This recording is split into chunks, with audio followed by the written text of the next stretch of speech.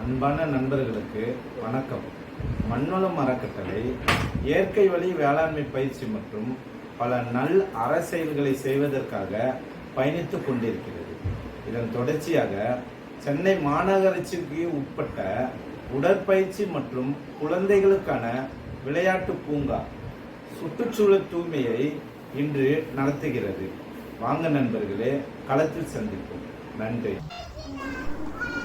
மண்வளம் அறக்கட்டளை நடத்தும் சுற்றுப்புற தூய்மை செயலில் என்னுடன் என் வீட்டாரும் குழந்தைகளும் செயல்படுகிறார்கள்.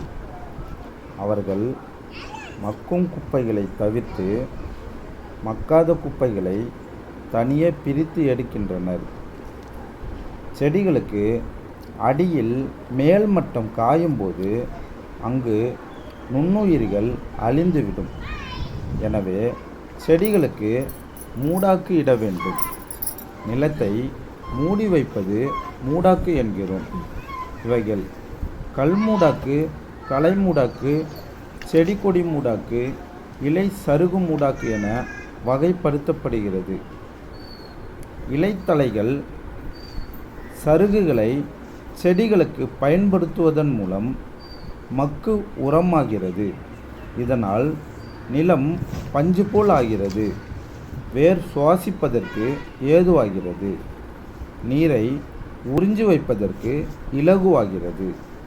மூடாக்கு இடுவதால் நிலத்தில் உள்ள நீர் ஆவியாவது தடை செய்யப்படுகிறது. களைகள் வளர்வது கட்டுப்படுத்தப்படுகிறது. மூடாக்கு மண்புழுவிற்கு புகலிடம் ஆகிறது.